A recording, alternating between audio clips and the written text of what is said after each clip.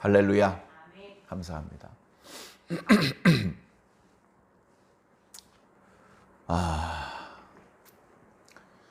우리 완주중앙교회가 소재하고 있는 완주군은 꽤 괜찮은 곳입니다. 물론 부족한 부분도 많이 있습니다. 여러 가지로. 그러나 큰 욕심이 없이 편안하고 이렇게 안전하게 살 수 있는 좋은 고장이라고 그런 생각이 듭니다. 벌써 완주 지역으로 이사 와서 산 지도 거의 한 15년 이상 된 것 같습니다.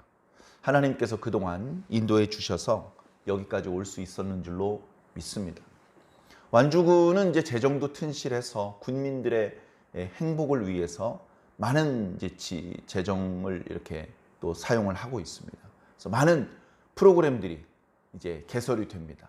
거의 비용을 들이지 않고도 다양한 종류의 체험을 하거나 자격증을 딸 수 있는 그런 프로그램들이 잘 개발이 되어 있습니다. 물론 지난 3년 동안에는 코로나19 때문에 프로그램들이 많이 축소가 되고 또는 연기가 되고 그랬습니다만은 올해부터 다시 다양한 프로그램들이 생기고 있고 또 그 프로그램에 많은 군민들이 참여해 달라고 홍보하고 있습니다. 제가 갑자기 이렇게 완주군 홍보가 대사가 돼서 이런 말씀을 드리는 것은 아니고요. 안타까운 마음이 있어서 말씀을 드리고 싶어 이 말씀을 꺼냈습니다. 다양한 프로그램들이 열리는데 제가 꼭 가고 싶고 듣고 싶은 그런 강좌에 갈 수 없는 그런 강좌가 참 많습니다. 대표적으로 수요일 저녁에 강좌가 열리면요. 아무리 좋은 강좌가 무료로 개설이 돼도 저는 갈 수 없습니다. 너무너무나 가고 싶은데 갈 수 없는 게 아니고요. 여기가 너무 좋아서 지금 이렇게 교회 와서 예배 드리는 게 더 소중하고 더 행복한 일이기 때문에 안 갑니다. 그러나 혹시 다른 시간에 강좌가 개설되었더라면 한번 들어볼까 싶은 그런 강의일 경우에 좀 아쉬운 생각이 들죠. 그리고 똑같은 이유로 금요일 날 저녁에 강좌가 열리면요. 전 못 갑니다.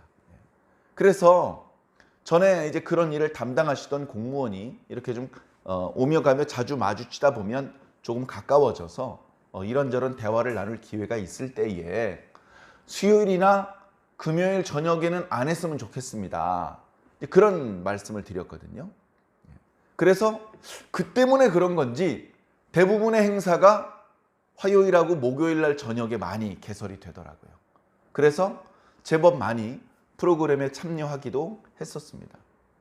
담당자가 바뀌었는지 또는 많은 강좌가 있다 보니까 수요일하고 금요일 저녁에도 강좌를 열어야 하는 상황인지 아니면 그 강좌를 이렇게 진행하게 될 강사님의 사정 때문에 그랬는지 수요일 날 저녁하고 또 금요일 날 저녁에 프로그램들이 또 많이 있습니다. 또 어떤 프로그램은 이런 것도 있더라고요. 아침에 한 10시에 모여서 버스를 태워가지고 이곳저곳 탐방을 다닙니다. 점심 식사도 같이 하고 또 오후에 이곳저곳을 탐방하는 상당히 알찬 프로그램이 있어요. 그런 프로그램을 여러 주를 합니다. 근데 저는 참석 못합니다. 그냥 주일날 하더라고요. 그 프로그램이 주일날 있어요. 아무리 재미있고 아무리 무료가 아니라 돈을 선물로 줘도 저는 안 갑니다. 주일날 그 시간에 여기 나와서 하나님 만나는 게 더 행복하기 때문에 더 큰 이득이기 때문에 사랑하는 성도 여러분, 지금 어쩔 수 없이 다른 더 재미난 무슨 축구 경기나 그런 것이 있는데 나중에 목사님한테 책망 듣지 않으려고 억지로 예배 들어오셨습니까? 만약에 그렇다면 안 들어온 것보다는 낫지만 좀 안타깝습니다. 아직 예배의 중요성 또는 예배 자체가 가지고 있는 그 행복감 이런 것들을 공감하지 못하기 때문에 이제 그런 마음이 드시는 걸 텐데 이제 시간이 지나면서 말씀을 듣고 말씀이 깨달아지고 말씀이 믿어지고 그리고 그 말씀의 내용 때문에 말씀의 주인공이신 하나님, 예수님, 성령님을 사랑하게 되면 얘기가 달라집니다. 내가 예를 들어서 축구 경기를 좋아하지만 내가 지금 결혼할 때가 돼서 연애하고 있는 여자친구를 만날 때 축구 경기가 문제입니까? 만약에 축구 경기가 문제라면 여자친구가 뒷전이란 얘기죠. 그러나 그 여자에게 또는 그 남자에게 마음이 홀딱 빠져가지고 사랑하고 있고 그러면 다른 그 무엇도 재미가 없습니다. 서로 얼굴 보고 손잡고 같이 이야기 나누는 시간이 가장 행복합니다. 우리가 하나님을 만날 때, 예배를 참석할 때, 우리가 예수님을 만날 때 바로 그 심정입니다. 마지못해서 억지로 성경을 펼치시고 교회에 출석하시고 그러지 말고 기분 좋게 신나게 행복하게 그렇게 신앙생활을 해주시면 감사하겠습니다. 그러면 서로 힘이 날 것 같습니다. 물론 이번 주간에는 막 그렇게 까불고 장난치기에는 조금 적절하지 않은 고난주간이기는 합니다. 그래서 오늘도 예배 시작을 할 때 고난주간에 부르는 찬송을 한 곡 불렀는데요. 곡 자체도 장엄하고 그 내용도 무겁습니다. 야, 이게 웬일이야? 죄는 내가 지었는데 왜 예수님께서 십자가에 달리시지? 죽어야 될 사람은 난데 나는 지금 이렇게 살아있고 나 대신 예수님께서 죽다니 이게 웬일이야? 이게 웬 은혜야? 나 대신 죽어주셔서 내가 살 수 있네. 죄가 없는 분이 죽은 것에 대한 슬픔 때문에 하늘이 빛을 잃었대. 야, 어떡하지? 너무 고마워서 자꾸 눈물이 나네. 근데 아무리 울어도 이 은혜에 보답할 길이 없어. 뭘 드리지? 내가 드릴 수 있는 게 없어요. 내 몸뚱이밖에 없어. 내 몸 드립니다. 내 시간 드립니다. 내 생명 드립니다. 그거를 내 몸을 드립니다 라는 말로 찬송에서 표현하고 있어요. 그런 찬송은 장난으로 부를 수 있는 찬송이 아니죠. 내 마음에 진심이 담겨져 있지 않다면 찬송을 소리내서 부른들 무슨 소용이 있겠습니까? 그러나 우리가 그 찬송과 가사에 마음을 실어서 찬송을 부를 수 있다면 비록 그 찬송의 내용은 무거운 내용이지만 우리는 그 찬송을 부를 수 있는 행복한 사람입니다. 은혜를 입고 있는 사람이고 그리고 이 구원의 길을 걷고 있는 사람이라는 뜻이기 때문에 그렇습니다. 자, 우리 수요일 저녁에는 이제 몇 년 전에 창세기 말씀부터 시작을 해서 하루에 한 장씩 계속해서 말씀 강해가 이어져 와서 오늘 여호수아 14장입니다. 여호수아 14장은 상당히 유명해요. 이 산지를 내게 주시옵소서. 그렇게 갈렙이 여호수아와 모든 이스라엘 백성들 앞에서 이야기를 했죠. 이 산지를 내게 주소서. 그런 감동적인 찬양이 만들어져서 우리가 더 잘 기억하는 말씀이기도 합니다. 그래서 오늘 이 말씀을 좀 더 자세히 살펴보고 이 말씀이 남의 말씀이 아니고 내 말씀이 될 수 있는 시간이 되기를 바랍니다. 자, 여러 가지가 있죠. 자, 지금 13장부터는요 계속해서 땅을 분배하는 이야기입니다. 이게 꽤 길게 나와요. 13장부터 저 뒤에 21장까지 나옵니다. 그렇게 땅 분배 이야기가 많아? 어느 지파가 어디에서부터 어디까지 어떤 경계를 이렇게 가지고 그 땅을 차지한다. 이제 그런 내용이 대부분이기는 한데 그게 다가 아니에요. 그게 다가 아니에요. 13장에는요. 요단강 동쪽에 세 지파, 다시 말해서 두 지파 반이 이미 분배를 받았는데 거기가 어딘지 설명해 주고 있고요. 그 다음에 14장에 이제 나머지 9지파 반을 누가 어떤 원칙을 가지고 분배를 하게 된다라는 이야기로부터 시작을 해서 갈렙이 과거에 하나님께서 모세를 통해서 약속해 주셨던 말씀을 근거로 저기 저 땅을 달라고 요구하는 말씀과 그 말씀에 대하여 여호수아가 허락해 주는 말씀이 나타나고 있습니다. 그리고 15장에 유다 지파, 그리고 이어지는 말씀에 에브라임 지파, 므낫세 반 지파, 또 베냐민 지파, 그리고 이제 그 나머지 여러 지파들이 땅 분배하는 이야기가 나옵니다. 그렇게 하고서 도피성에 대한 이야기가 나오고요. 그리고서 레위인의 성읍에 대한 이야기가 나오고 거기까지 돼야 이제 끝나는 겁니다. 간단하게 끝나는 게 아니에요. 간단하게. 자, 오늘 그 말씀들 중에서 이제 14장 말씀입니다. 땅을 분배할 때는요, 누가 분배를 하냐면요, 분배 당사자들이 분배를 합니다. 여호수아가 실권을 쥐고 있잖아요. 여호수아가 군권을 쥐고 있어요. 군권. 거기다가 영적인 권세도 여호수아가 쥐고 있어요. 엘르아살 대제사장이 있지만 그러나 하나님께서는 여호수아에게 말씀하시고 중요한 건 여호수아에게 명령을 내리신다고요. 엘르아살도 여호수아를 통해서 명령을 들어야 돼요. 그러니까 실질적인 영적인 지도자가 모세 때 모세였던 것처럼 여호수아 때는 여호수아인 겁니다.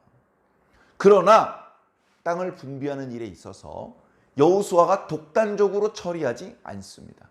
하나님께서 명령을 내리셔서 유다 지파는 말이야 어느 그 성읍들을 차지하도록 해 이렇게 말씀하셨다. 나에게 그렇게 말씀하셨다. 무슨 그렇게 계시를 받아가지고 백성들한테 전달해주는 그런 방식으로 땅을 분배한 것이 아닙니다. 이것은 이미 모세 때 명령을 주셨던 거예요. 모세 때. 갑자기 정해진 기준이 아닙니다. 땅 분배는 여호수아하고 그 다음에 제사장 엘르아살, 아론의 세 번째 아들이죠. 첫째 아들과 둘째 아들은 하나님께서 명령하신 방법대로 분양하지 않았기 때문에 다 죽었습니다. 그리고 셋째 아들과 넷째 아들이 남았는데요. 셋째 아들이 대제사장의 계보를 잇게 됐습니다. 그리고 나머지는 이스라엘의 장로들입니다. 장로들. 정확히 12지파니까 장로 12명이 참석했는지 아니면 인구가 많은 지파들이 있잖아요. 단지파도 인구가 좀 되고 특히 유다 지파는 인구가 많으니까 유다 지파에서는 더 많은 장로들이 여기에 참여했는지 구체적인 숫자는 말씀하고 있지 않습니다만 중요한 건 뭐냐? 여호수아 혼자 결정했거나 여호수아하고 엘르아살 둘이서 짝짝꿍이 돼가지고 자기들 맘대로 처리한 게 아니고 이에 당사자들이 다 모인 자리에서 공평하고 투명하게 분배 작업이 이루어졌다는 겁니다. 분배 방식은요, 제비뽑기입니다. 자,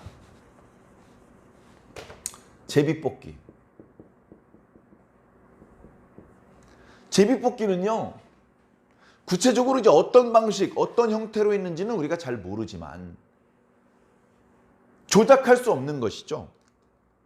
조작할 수 없는 것입니다. 이것은 하나님께서 제비를 뽑는 순간 어느 제비를 잡게 할지 하나님께서 결정하시는 것입니다. 다시 말해서 하나님의 주권, 우리는 하나님께서 결정해 주신 대로 한다. 하나님께서 구차하게 여호수아에게 언어적인 방법으로 어느 지파가 어느 성읍을 차지해라 이렇게 말씀하시는 게 아니고 제비를 뽑는 순간에 하나님께서 간섭을 하셔서 그래서 우리는 하나님께서 지정하시는 그 땅을 제비 뽑아 차지하는 것이다. 그렇기 때문에 이 제비 뽑는 방법은 공정한 방법이고 하나님께서 기뻐하시는 방법이고 하나님의 뜻대로 우리가 땅을 분배받을 수 있는 방법이다. 그뿐만이 아니고 또 있습니다. 인구 비례. 인구가 많은 지파는 더 많은 성읍과 땅을 차지하고 인구가 적은 지파는 조금 작은 땅과 성읍들을 차지할 수밖에 없다. 얼마나 사실 공평합니까? 유다 지파는 7만 명이 넘는데 장정들만. 그냥 좋은 땅은 유다 지파 사람 다 가져가겠어. 억울합니까? 억울하면 하나님께 복 받아서 인구가 좀 많아지지 그러셨어요. 그렇게 투정 부릴 수가 없습니다. 인구가 적은 지파라고 무시하는 건 아니지만 그러나 동일하게 12등분을 하면 인구가 많은 지파는 얼마나 불편하겠습니까? 비좁은 곳에서 많은 사람들이 함께 살려면 어려워지는 것이죠. 그래? 이런 원칙대로 땅을 분배를 했는데 이것은 여호수아가 고심하다 갑자기 만들어낸 방법이 아니고 이미 하나님께서 모세를 통해서 모세가 살아있을 때 이렇게 땅을 분배하라고 미리 말씀을 하셨어요. 모세야, 여호수아한테 미리 얘기해줘라. 저 땅을 차지해서 땅을 분배하는 날이 올 것이다. 분배하면 여호수아 혼자 하지 말고 제사장 엘르아살 그리고 이스라엘의 장로들을 초청해서 다 보는 데서 제비 뽑는 방식으로 하고 인구가 많은 지파에게 조금 더 넓은 땅을 차지할 수 있도록 배려해 주도록 해라. 이 방법을 이미 하나님께서 말씀해 주신 거예요. 과거에는 말씀해 주셨고 지금은 뭐 하고 있죠? 순종하고 있어요. 얼마나 아름답습니까? 네. 순종하고 있습니다. 우리는 하나님의 말씀을요 허투루 들으면 안 돼요. 왜냐하면요 우리는 그 말씀대로 순종해야 돼요. 순종. 너 저쪽에 가가지고 세 번째 서랍 열어가지고 A4지 15장 가져와 이렇게 얘기를 하잖아요. 야 저쪽으로 가라 그랬냐? 이쪽이라 그랬냐? 책상이라 그랬냐? 서랍이라 그랬냐? 야 둘째 서랍이냐? 셋째 서랍이냐? A4지야? 뭐 B4지야? 어? 야 15장이야? 150장이야? 헷갈리면 안 되잖아요. 죄송한데 몇 장이라 그러셨죠? 가져왔습니다. A4지 가지고 올 때 색종이 15장 가져왔어요. 그러면 일이 안 되지 않습니까? 그래서 우리 하나님께서 하시는 말씀을 허투루 들으면 안 돼요. 왜냐하면 우리는 그대로 순종해야 되기 때문에 그렇습니다. 여호수아가요 모세를 통해서 주신 하나님의 말씀을 허투루 듣지 않았어요. 그리고 그 말씀을 여호수아만 들은 것도 아닙니다. 옆에 엘르아살 제사장도 들었고요. 장로들도 다 들었어요. 다 기억하고 있어요. 그래서 여호수아가 이제 땅을 분배할 겁니다. 이렇게 할 겁니다. 아무 군소리가 없어. 옳거니 모세 선지자를 통해서 하셨던 말씀 그대로 하시는구만. 역시 우리 여호수아는 제대로야. 말씀하신 그대로 어김이 없어. 우리가 믿고 순종할 만해. 그렇게 인정을 받는 겁니다. 교회 지도자들도 마찬가지죠. 목사님도 장로님도 또 이런저런 단체의 어떤 지도자들도요. 자기 개인의 소견대로 멋대로 일을 처리하면 순간적으로는 그럴 수밖에 없는 사정이 있는 것 같고 좀 더 융통성을 발휘한 것 같기는 하지만 너무 그런 일이 자주 발생되면 신뢰를 받지 못합니다. 아이고 또 이번에는 어떻게 결정을 내리실까 모르겠네. 아니야 이랬다 저랬다 정신이 없어. 얼마나 많은 사람들이 힘들어하겠습니까? 근데 그렇게 하지 않고 미리 정해진 기준대로 규칙대로 일을 처리해 나가면 안정되고 모두에게 신뢰를 받을 수가 있는 것이죠. 자, 그렇게 해서 이제 땅을 분배하는데 땅 분배가 좀 나옵니다. 자, 헬몬산에서부터 요단강이 흘러내려오죠. 여기 갈멜산 있는 데쯤에 갈릴리 호수가 있고 더 흘러내려가서 저 아래쪽에서 이제 사해바다, 사해바다 물이 많이 줄어가지고요. 여기 모래톱이 자꾸 커져가지고 이제 거의 한 3분의 1 정도는 없어진다는 말도 있습니다. 요즘에 그렇고 옛날에는 물이 많았겠죠. 자, 대충 이제 이렇게 되어 있으면 가나안 땅은 어디냐? 이쪽에 가나안 땅입니다. 그러면 요단강 이쪽 편은 뭡니까? 요단강 이쪽 편에도 이스라엘 사람들 살고 있잖아요. 살고 있죠. 요단강 이쪽에도요. 이렇게 이스라엘 사람들이 모세 때 땅 분배를 받고 살았어요. 여기 아래쪽에 이제 르우벤 지파가 이만큼 차지하고 있고요. 여기 갓 지파가 이렇게 차지하고 있고요. 여기가 므낫세의 반 지파. 동쪽에 살고 있기 때문에 우리는 이제 동므낫세라고 부르죠. 성경에는 동므낫세란 말은 없어요. 동쪽에 있는지 서쪽에 있는지 모르지만 므낫세 반 지파다. 이제 이렇게 표현하고 있어요. 오늘 말씀해 보니까 그냥 르벤이다, 갓이다 이런 표현을 쓰지 않고 그냥 두 지파 반이다 이렇게 표현을 해요. 보면요. 반 지파인데도 면적은 상당히 므낫세 지파가 많이 차지합니다. 나중에 또 우리가 보겠습니다만 요단강 서편으로 건너와서도요. 므낫세 지파가요. 엄청나게 넓은 면적을 차지합니다. 엄청나게. 그 나름대로 땅을 분배받을 때 여러 가지로 복을 받은 거예요. 제비를 뽑으면서. 하나님께 뭔가 복을 받은 것이죠. 그런데 넓은 땅을 분배받았다고 무조건 좋은 것만은 아닙니다. 왜냐하면 넓은 땅을 분배받았다는 뜻은 그 넓은 땅에 살고 있는 아직도 가나안 족속들이 있어요. 쫓아내야 되거든요. 자기가 목숨 걸고 싸워서 쫓아내야 될 가나안 사람들이 많다는 뜻이에요. 그냥 넓기만 하다고 무조건 좋은 게 아니에요. 그들을 하나님께 기도해서 하나님께 힘을 얻어서 용기를 내서 다 물리쳐낼 수만 있다면 넓은 땅 차지한 게 너무나 좋죠. 그런데 자기가 분배받은 땅 안에 살고 있는 가나안 사람들을 쫓아내지 못하고 그들과 뒤섞여 살면서 그들의 음란한 문화에 물들어 버린다면 넓은 땅 분배받은 것은 축복이 아니라 저주가 될 수도 있는 것입니다. 그렇기 때문에 이제 땅 분배를 어떻게 받는지도 궁금하지만 그 땅을 어떻게 다스려 나가고 정복해 나가는지도 상당히 중요한 것이죠. 자, 그래서 보통 이스라엘 백성들이 분배받은 땅 중에서 요단강 서쪽, 이쪽은 이렇게 가나안이라고 부르고, 그리고 요단강 동쪽은 보통 길르앗이라고 불렀습니다. 길르앗. 자, 이렇게 됐는데요.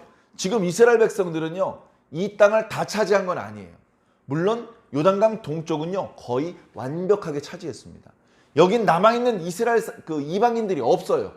없고 아까 말했던 것처럼 르벤 지파, 갓 지파, 므낫세 반 지파 사람들 중에서 목축을 하는 사람들이 지금 당장 그 가축들을 풀도 뜯겨야 되고 이렇게 해야 되기 때문에 그런 길러야 될 가축이 많은 사람들한테 먼저 땅을 분배해 줬어요. 여기는 이방 사람들이 안 삽니다. 여기는 이방 사람들이 꽉 차 있었어요. 그러나 우리가 잘 아는 것처럼 여리고성 격파했고 아이성 격파했고, 그래서 요단강 서쪽에서만 31명의 이방 족속의 왕들을 죽이고 그 성읍들을 정복을 한 거예요. 그러니까 100% 다 가나안 땅을 정복했다? 그건 아니에요. 그러나 대부분의 땅들을 정복했어요. 정복 못한 땅들이 중간중간의 산지들하고 요 외곽지들 조금만, 거기만 이제 차지를 하지 못하고 거의 다 정복을 한 상태입니다. 100% 정복을 한 건 아니지만 이 주요 거점과 대부분의 평야 지역을 정복을 한 다음에 하나님의 명령에 따라서 지금 땅을 분배를 하는 거예요.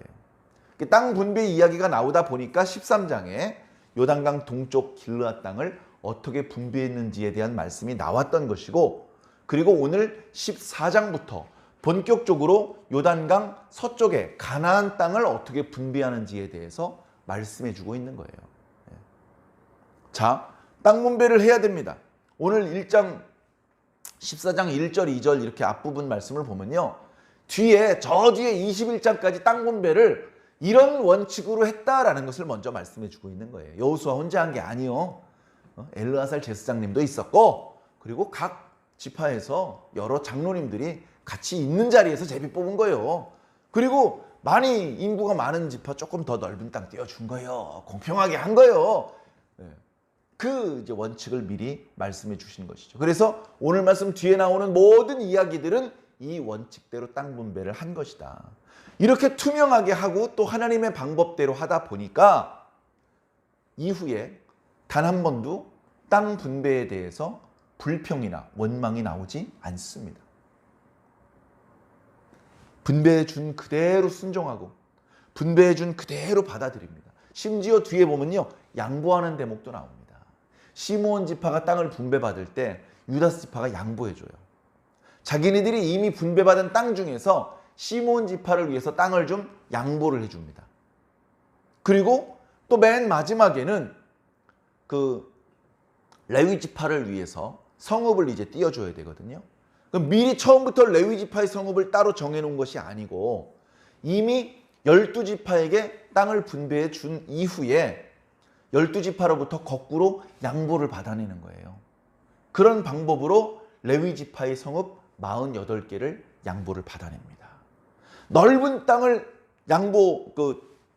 이 분배를 받은 지파는 더 많은 성읍을 내놓고요. 좁은 땅을 이렇게 분배받은 그런 지파는 이제 적은 성읍을 이렇게 내놓습니다. 그런 말씀들이 이제 다 나와요. 그 과정에서 아무도 불만을 제기하지 않습니다. 에이씨, 우리 지파는 원래도 조금 땅인데 또 레위 지파한테 또 떼주라고? 싫어. 그렇게 말하는 지파가 한 지파도 없었습니다. 그래서 상당히 중요한 의미가 있기 때문에 여호수아 말씀에서 이렇게 많은 지면을 할애해서 땅 분배의 이야기가 나오고 있습니다. 당연히 이 내용은 우리가 하나님 나라에 들어가는 그런 내용이죠. 지금 이 내용을 가만히 살펴보면 어떻습니까? 하나님께서 아브라함과 이삭과 야곱에게 약속하셨던 내용이 실제로 성취되는 내용 아닙니까? 실제로 성취되는 장면이에요. 다시 말해서 하나님께서 430년 전에 아브라함에게 약속하셨던 말씀은 그냥 기분이 좋아서 한번 해본 소리가 아니고 말씀하신 그대로 이루어 주시는, 확실히 성취되는 약속의 말씀이었다는 것입니다. 하나님의 약속은 반드시 성취된다. 봐라! 이스라엘 백성들이 믿음을 온전히 지키지 못해서 결국은 이 땅을 다 이방 사람들한테 빼앗기고 마지막에는 이 땅 밖으로 쫓겨나는 신세가 되기는 했지만 모세와 여호수아 시대를 봐라. 도저히 차지할 수 없었던 가나안 땅을, 심지어 길르앗 땅까지 하나님께서는 그 땅을 이스라엘 백성들의 소유로 만들어주지 않으셨느냐. 하나님께서 아브라함에게 뭐라고 말씀하셨느냐. 아브라함아, 주변을 둘러보아라. 동서남북을 다 보이지 않는 곳은 종횡무진 돌아다녀 보아라. 네가 보는 모든 땅을 네 자손이 차지하게 할 것이다. 네 자손의 숫자가 많을 거야. 하늘의 별처럼 많을 거고 바다의 모래처럼 많을 거야. 그래서 정말로 큰 민족을 이루어서 가나안 땅을 차지했고 이 땅에 빈틈없이 꽉 들어차서 살게 된 것입니다. 기적적인 장면이죠. 말씀이 이루어지시는 장면입니다. 오늘 말씀에는요, 말씀이 이루어지는 모습들이 너무나 많이 나와요. 자, 그런 상황에 다시 처음으로 돌아가서 땅 분배를 할 때 이런 일이 있었어. 유다 지파에 갈렙이라는 어른이 있거든. 각 지파에 장로들이 있지만 갈렙이 제일 나이가 많으셨어. 나이가 85세야. 85세. 당시 이스라엘 사람들 80세가 넘은 사람은요, 여호수아하고 갈렙밖에 없어요. 왜냐하면 그 나머지는 전부 광야에서 죽었거든요. 그러니까 아무리 나이가 많아도 60살을 넘는 사람이 없는 거예요.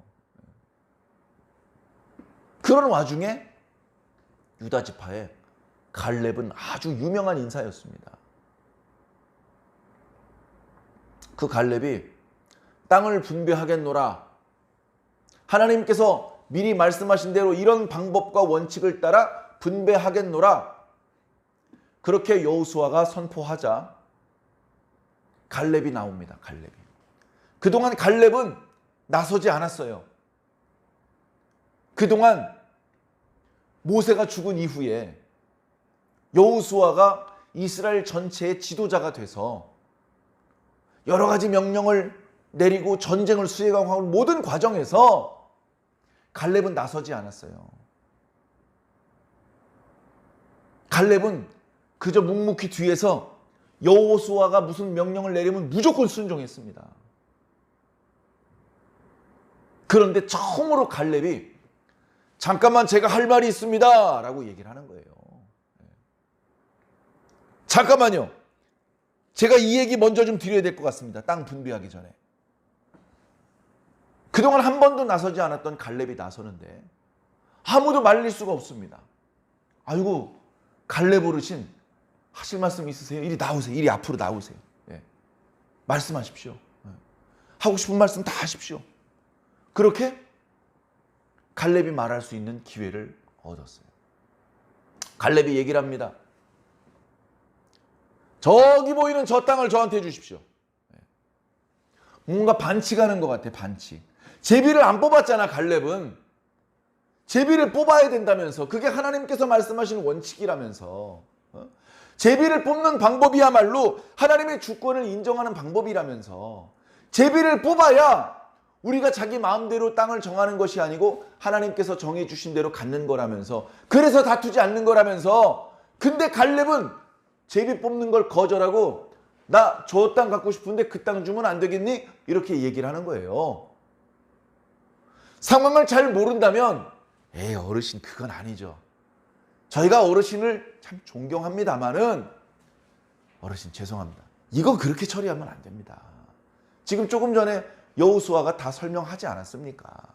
지금 이 방법은 이미 하나님께서 모세를 통해서 오래전부터 말씀하셨습니다. 지금 하나님의 말씀하신 대로 방법대로 우리가 지금 일을 처리하고 있는 거니까 뭔가 좀 저기 저 땅을 좀 가지고 싶은 생각이 있으시겠지만 좀 기다려 주시고 어르신이 제비 뽑을 때 그 땅에 걸리면 역시 하나님께서 우리 갈렙 어르신의 마음을 아시고 그 땅을 하나님께서 주셨다. 그렇게 생각해 주시기 바랍니다. 뭐 이렇게 이제 말렸을 겁니다. 근데 말릴 수 있는 상황이 아니에요. 갈렙이 막 어거지 생떼를 부려서 못 말리는 게 아니고요. 갈렙이 차근차근 하는 말을 들어보니까 저 땅을 이분에게 드려야 되겠구나. 저 땅은 제비 뽑을 필요가 없는 땅이야. 저 땅은 무조건 이분 드려야 되겠다고 이스라엘에 그 많은 백성들이 있고 각 지파에서 선발된 장로들이 그렇게 여러 명이 있었는데 아무도 이의를 제기하지 않았습니다. 그 땅은 당연히 갈렙 선생님이 가져가셔야죠. 선생님은 제비 뽑으실 필요 없어요. 그 땅 먼저 가져가세요. 그렇게 이제 인정을 할 정도였습니다. 도대체 갈렙이 뭐라고 말했길래 아무도 갈렙의 말에 이의를 제기하지 않았을까요? 자, 갈렙이 얘기했습니다. 첫 번째, 이건 하나님의 말씀대로 된 것이다. 말씀, 약속의 말씀. 뭐라고 하나님께서 갈렙에게 따로 말씀을 하셨대? 갈렙이 얘기를 합니다. 제가 40살 되었을 때 가나안 땅을 정탐을 갔었어요. 그때 이제 출애굽을 해서 이 애굽의 위치가 이 지금 지도 저쪽 이제 칠판 바깥쪽이라서 애굽에서 나와가지고 바로 가나안으로 들어오지 않고 이제 시내산으로 먼저 갔죠. 거기서 먼저 하나님과 언약을 체결했습니다. 그리고 그 율법의 말씀을 받았죠.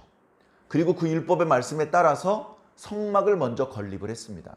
그게 벌써 1년이 훨씬 넘었어요. 1년이.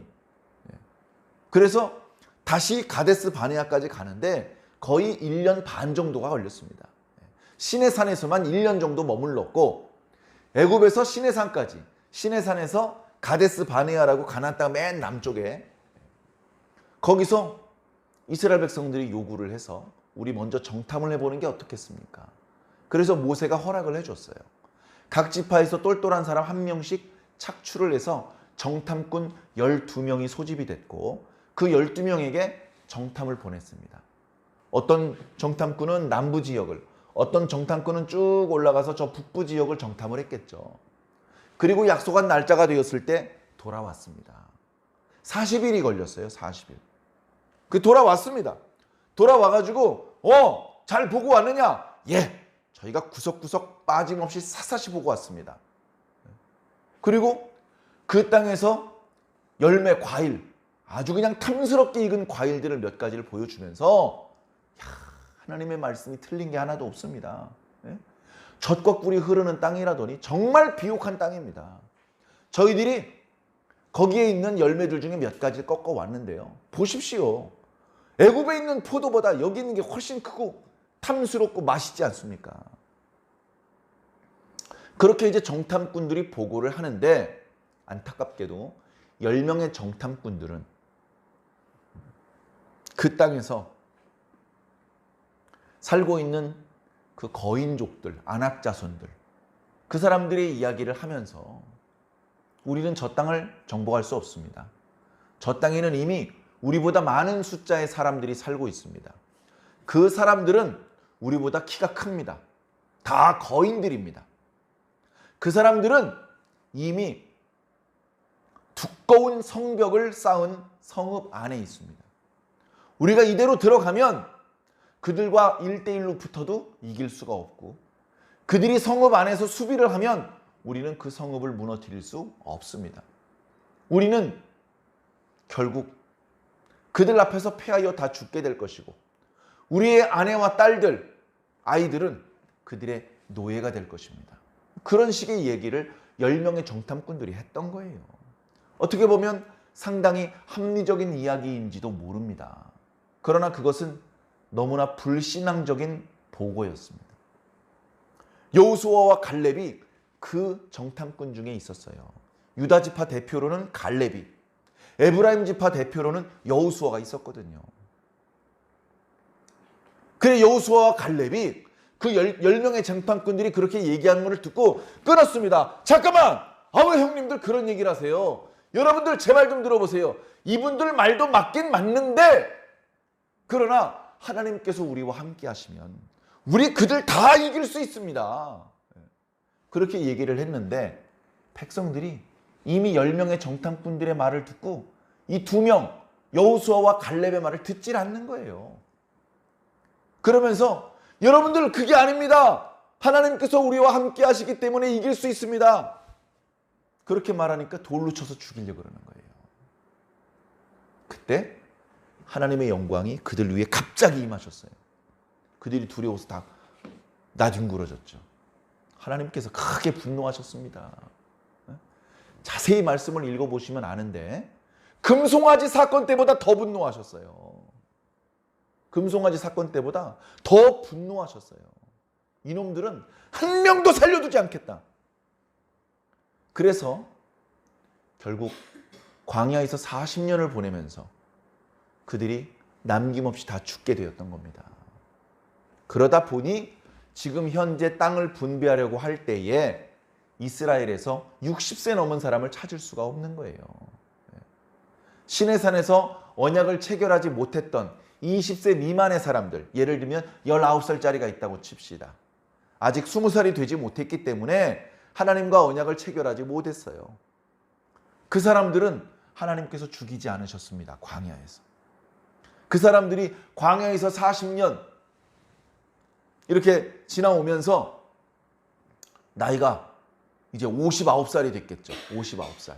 거기다 전쟁을 치렀기 때문에 66살쯤 됐을 겁니다. 나이가 많아봤자 66, 7이에요. 나이가 많아봤자. 80살 넘는 사람은 지금 현재 이스라엘 전체를 통통 털어서 여호수아하고 갈렙 2사람밖에 없어요.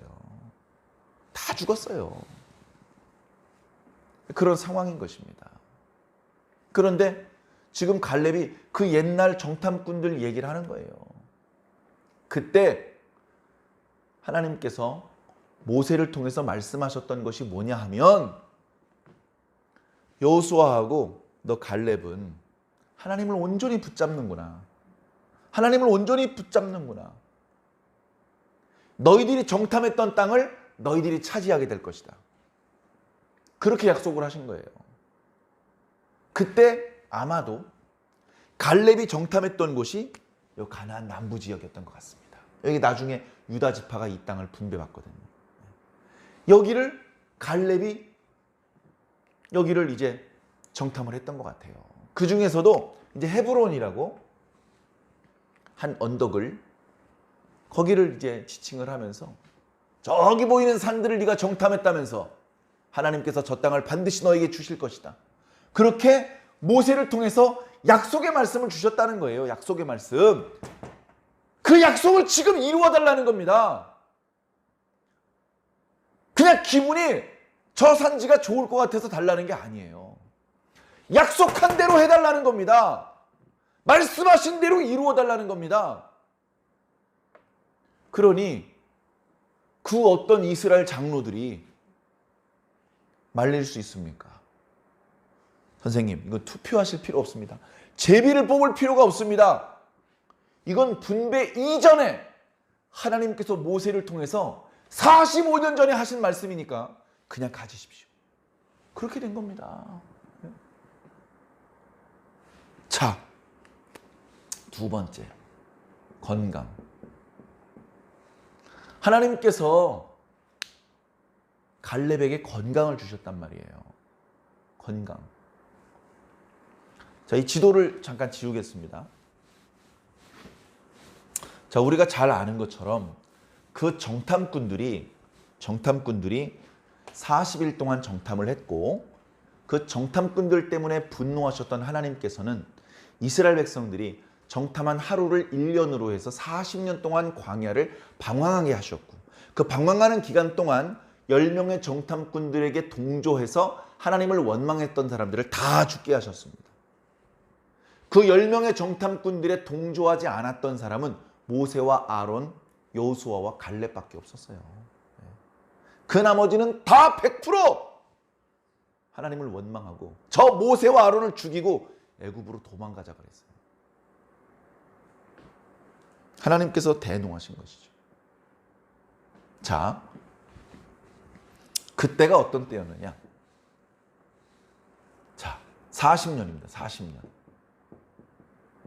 광야 40년. 광야 40년.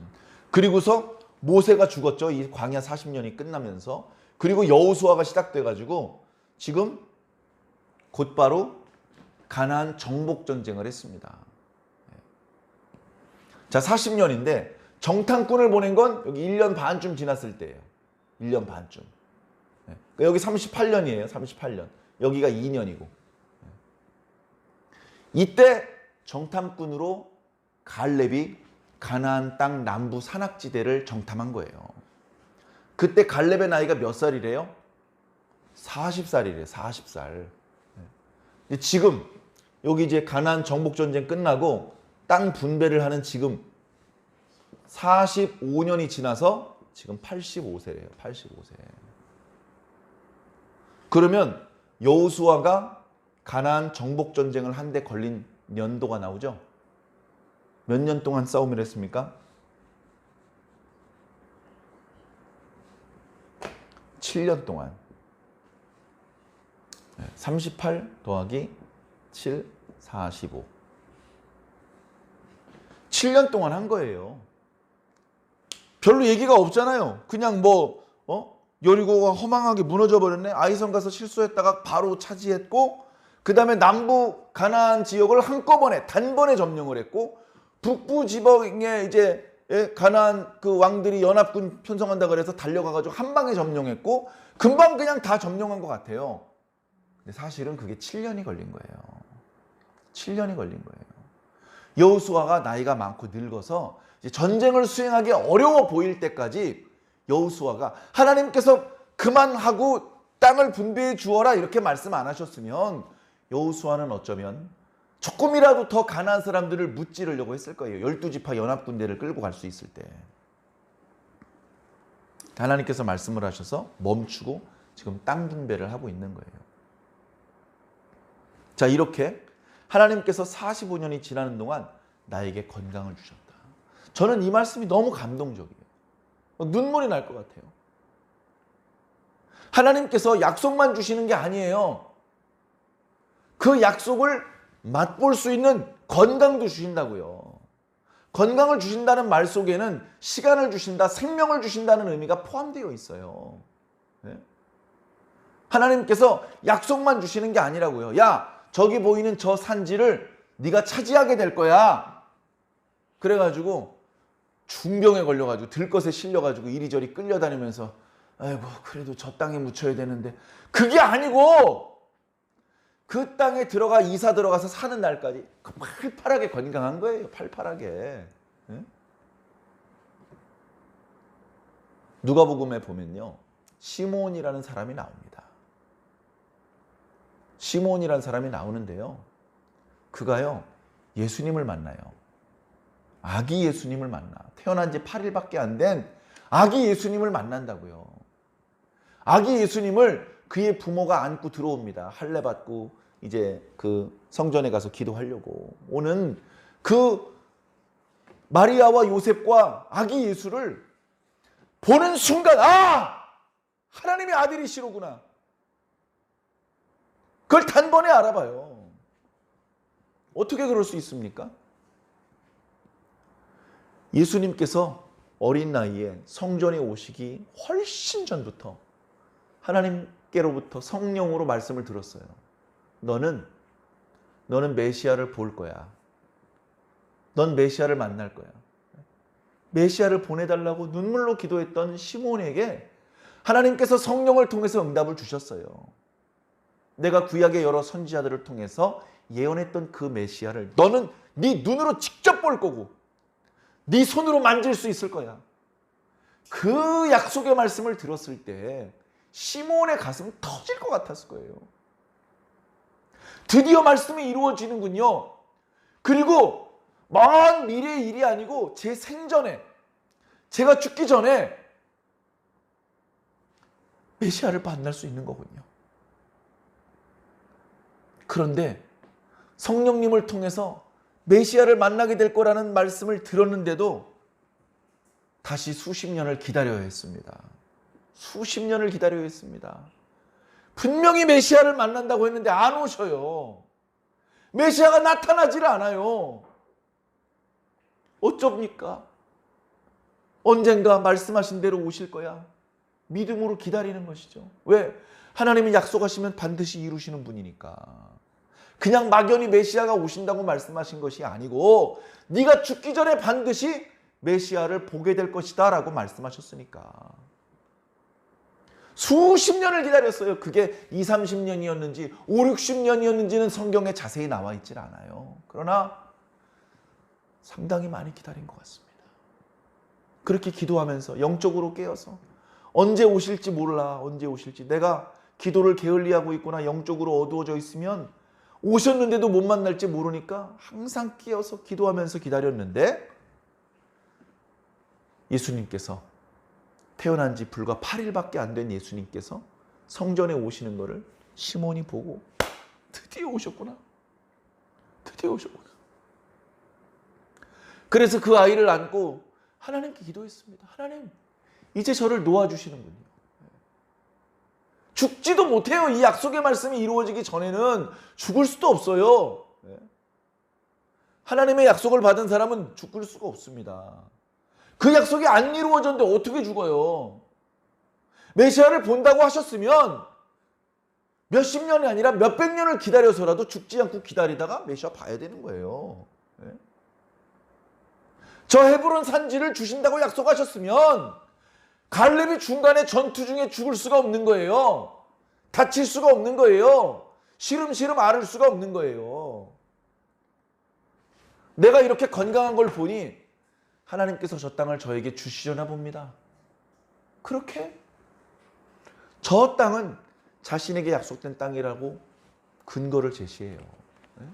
그게 끝이 아니에요. 안악자손. 당신도 이 헤브론 산지에 안악자손들 많이 살고 있는 거 알고 계시죠?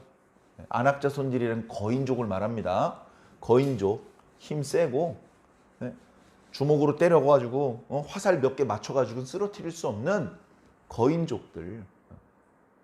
그 헤브론이 과거인 기럇 아르바라고 불렀어요. 아르바의 성이라는 뜻이에요. 아르바는 안악자손들 중에서도 제일 큰 놈이래요. 제일 큰 놈, 힘 세고 그 성읍의 추장 노릇하던 놈이래요. 그래서 그 성 이름이 기럇 아르바였어요. 기럇 아르바를 차지하려면 아르바와 그의 가족들을 죽여야 돼요. 걔네들은 일당백이에요. 일당백. 혼자서 100명을 때려 죽일 수 있는 놈들이에요. 그런 땅이면 피하고 싶을 텐데 이 땅은, 이 안악자손들은 제가 가야 물리칠 수 있습니다. 이 상대하게 껄끄러우는 놈 제가 상대하겠습니다. 좋은 땅을 달라는 게 아니었어요. 평지, 쫓아낼 적들이 없는 곳, 그런 걸 달라는 게 아니었어요. 산지. 농사 짓기도 가축을 기르기도 어려운 지역일, 거기다가 거인족들이 가장 많이 살고 있는 동네, 그 땅 달라는 거예요.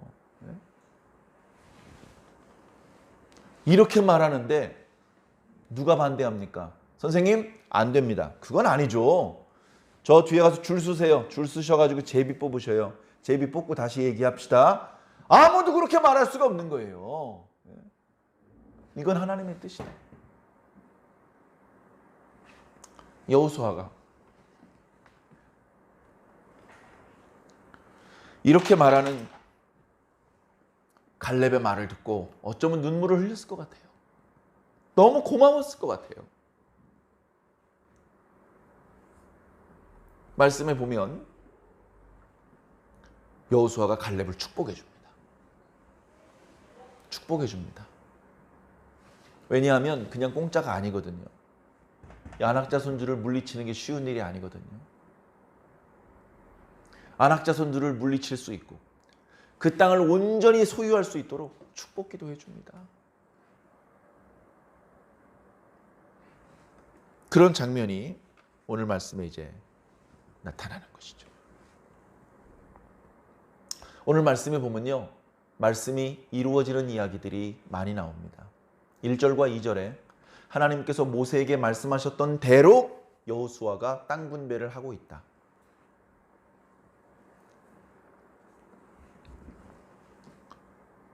그리고 갈렙이 모세를 통해서 약속하신 대로 그 땅을 달라고 요구를 합니다. 하나님께서 말씀하신 것을 순종해야 됩니다. 그리고 하나님께서 말씀하신 대로 이루어지기를 기다려야 됩니다. 하나님께서 말씀하신 대로 이루어지는 과정에서 우리가 충성을 다해야 됩니다. 우리에게는요, 여러분 개개인적으로 잘 못 느끼실 수도 있겠지만 우리에게는 하나님의 약속이 걸려 있어요. 그냥 대충 뭐가 뭔지도 모르고 교회 나오는 게 아니고요. 우리는 하나님께 받은 약속이 있어서 교회 나오는 거예요. 하나님께 받은 약속이 있어요. 너는 저기 쟤네들이랑 같이 죽으면 안 돼. 이 세상이 마지막에는 불로 심판받을 거야. 한 명도 살아남지 못해. 너는 걔네들이랑 같이 죽으면 안 돼. 너 거기서 나와. 나와서 너는 내가 너에게 주려고 예비해 놓은 이 상을 받아. 이 축복을 받아. 이 천국을 받아야 돼. 내가 이거 너 주려고 오랫동안 준비했어. 넌 못 죽어. 넌 이거 받아야 돼. 그런 언약의 말씀이 우리 모두에게 걸려 있는 거예요. 저에게 걸려 있고 여러분에게 걸려 있습니다. 우리는 못 죽어요. 하나님 나라 가서 그 땅을 차지하고 거기서 예수님 만날 때까지 못 죽어요. 예수님 만난다면 죽을 것 같습니까? 더 못 죽죠? 영생 얻었는데. 그런데 그게 우리의 믿음이 희미해지는 순간 연기처럼 사라지는 이야기가 돼버려요. 절대 천국에 못 가게 돼요. 그러면 저 죄인들이랑 똑같이 죽어야 돼요. 하나님의 말씀을 믿으십시오. 하나님의 말씀을 소망하십시오. 하나님의 말씀하신 대로 순종하십시오. 하나님께서 말씀하신 그대로 될 걸 믿고 소망하고 인내로 기다리십시오. 그리고 그 하나님의 뜻이 이루어지기 위해서 충성을 다하십시오. 뒷짐지고 가만히 앉아서 말씀 다 안 이루시나 능력 많으신 분이 다 알아서 하겠지 이러고 뒷짐지고 서 계시면 안 됩니다. 뛰어들어서 같이 일을 해야 돼요. 뛰어들어서. 때 되면 밥 나오겠지. 뒷짐지고 있으면요 밥 안 나옵니다. 주방에 뛰어 들어가서요 밀가루 반죽도 하고 설거지도 하고 뭐라도 해야 돼요. 그러다가 천국 잔치에 참여하는 겁니다. 사랑하는 성도 여러분, 하나님께서 갈렙과의 약속을 지키셨던 것처럼 오늘 저와 여러분과의 약속도 지키실 것입니다. 하나님께서 저와 여러분에게 어떤 약속을 하셨는지 분명히 깨달으시기 바랍니다. 그 약속이 이루어지기 전에는 우리는 죽을 수 없어요. 우리는 쉴 수 없어요. 우리는 밤에도 일하는 것이고 빨간 날에도 일하는 겁니다. 하나님의 언약이 이루어지는 날까지는. 예수님께서 말씀하셨죠. 아버지께서 일하시니 나도 일한다. 안식일엔 쉬어야 되잖아요. 아버지는 안 쉬시는데 사람들 때문에 안식일 주셨어요. 쉬지 않고 일하면 병생기잖아요.